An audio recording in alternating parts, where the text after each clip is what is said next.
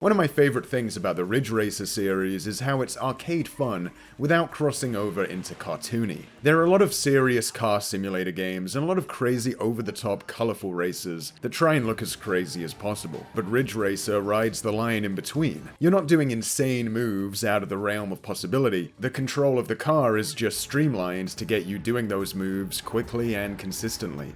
These games aren't realistic driving simulations, but the gameplay and visuals are grounded enough to give it this authentic feel, atmospheric, classy. And no entry in this series has more class than Ridge Racer 4, or rather Type 4, released for the PS1 in 1998. 3, 2, 1, go! Here we go! It's showtime! 3 laps to go!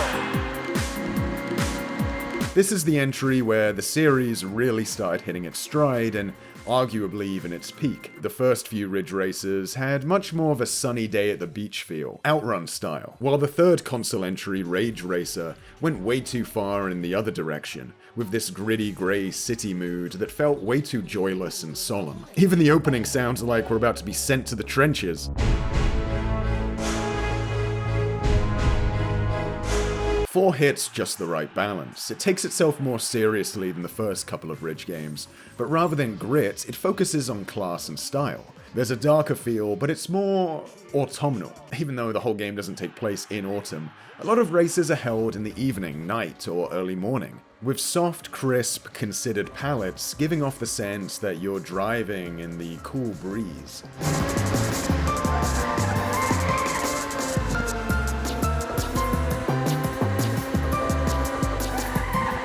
The impressive lighting accentuates the atmosphere too. Soft shadows and lights cast against the ground much more realistically than their blockier counterparts in previous entries, really bringing out the mood of the now much more varied selection of tracks. It's a real upgrade compared to the much flatter and harsher shading in the almost toy-like city from Rage Racer. Whether it be the sunset flooding in between the trees, over bridges casting shadows beneath the early morning sun, or the teal and orange light posts flooding the streets at night, the game is consistently visually engrossing. The first thing you'll notice though is how slick the menus are. The stylish, simple, orderly, yet no less colorful and inviting interface has a first-class finish to it, making you feel like you're getting a VIP treatment as you navigate between screens. Another thing you might be surprised to discover here are story modes. The Grand Prix mode allows you to pick from a variety of racing teams with managers who will catch up with you between races. They'll comment on your performance and fill you in on their background. It ain't Shakespeare, but the story exudes a hefty amount of charm.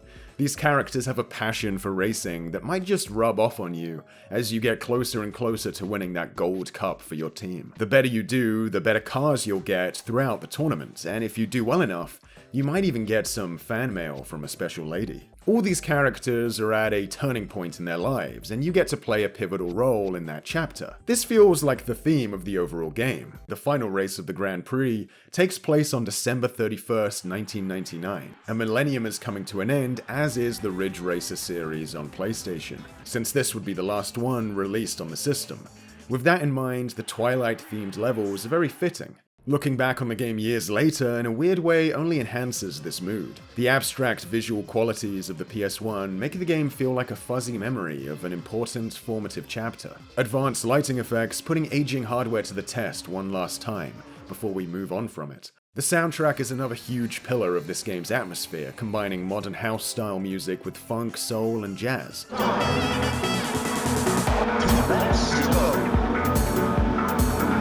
Making for an OST both modern and nostalgic, like a crossing of two eras.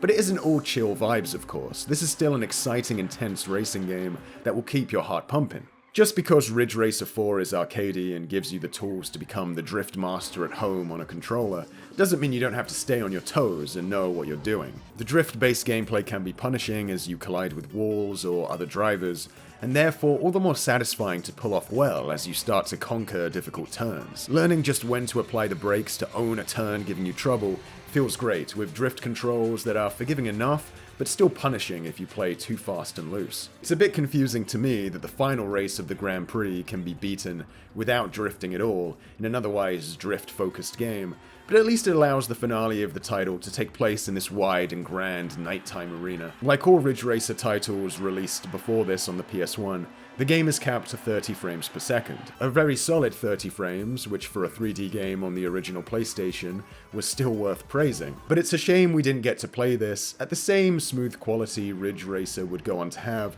in subsequent generations, or when the originals were in the arcade. This game was pushing the PS1 very far, so it's not surprising. Still though, keen to flex on the gamers, Namco included a second disc with copies of Ridge Racer 4 that included the very first Ridge Racer for PlayStation, only now with a 60 FPS mode, and higher resolution on top of that, showing how far their mastery of the hardware had come, taking a 30 FPS game they released at the console's launch and pushing it beyond what they were capable of doing back then on the same system. Ridge Racer Type 4 is the kind of game I can fire up in almost any mood and have a blast cruising through its drippy levels. From focused evening sessions grinding out the Grand Prix to chill one-off races, it's a definitive title to have on standby, engines warm, for any gamer.